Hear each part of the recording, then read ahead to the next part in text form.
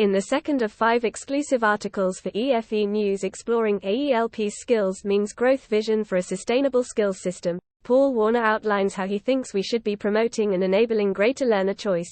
All of us in the skills sector are in the business of empowering learners, whether that is to begin, develop or change careers or achieve personal growth.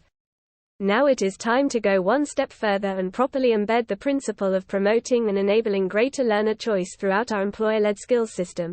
This call stems from a radical yet simple insight.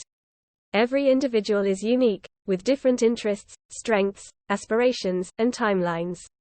It surely follows that a one-size-fits-all approach to skills development will fall short.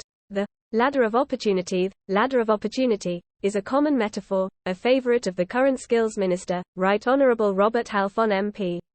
It is a useful tool to think about how a joined-up skills offer can allow learners to reach new heights. However, it is a simplified model, and doesn't reflect the unpredictability of life, individual circumstances and a fluctuating job market.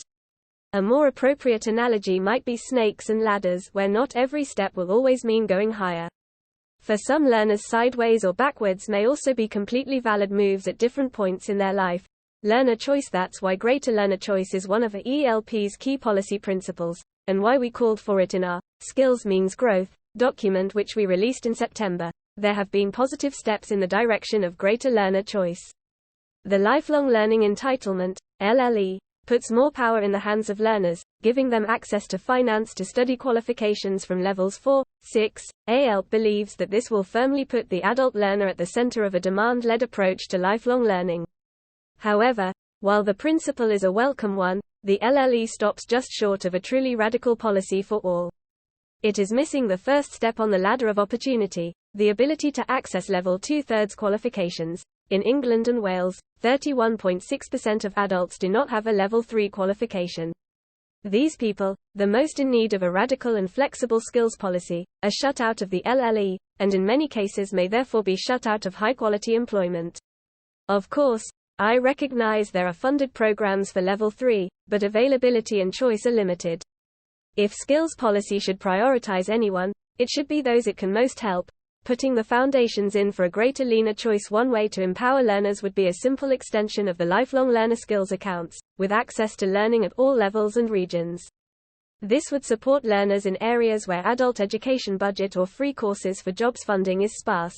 There are, however, some foundations that would need to be in place for greater learner choice to have maximum impact and protect the learner. First, it would require a system that treats all types of providers with parity. This means giving learners equal access to colleges, universities and independent training providers. Under the Lifelong Learning Bill, independent training providers are likely to have access to a third route for Office for Students, OFS, registration. However, this transition in regulation has been delayed until 2027. Independent training providers, who are ready, must be able to secure OFS registration as soon as possible to give learners maximum choice under the entitlement. A greater need for careers advice. With greater learner choice also comes a greater need for strong, independent career advice. We know that the Baker Clause requires schools to give equal credence to apprenticeships as they do higher education through multiple, meaningful, interactions, but there is a widely recognized need to go further. To achieve this, there is a need for high-quality dedicated careers specialists not only at university level, but all through the education system at every level. This is not a dig at the work teachers are doing to fill the void, but careers guidance should treat technical pathways equally to academic pathways, and this may require a separate professionalized careers service. Protecting learner choice in the era of devolution. Finally, we need to protect learner choice in the era of devolution. A common framework for skills commissioning across all devolved areas would make it easier for providers to deliver skills provision in more devolved areas. This would help avoid a postcode lottery for learners and enable truly informed choices to be made. Conclusion: skills policy should empower learners in all circumstances, giving them greater control and putting them in the driving seat of their own skills journey. Throughout the skills sector we have the experience and knowledge to empower learners. It's time to give us the tools to get to work.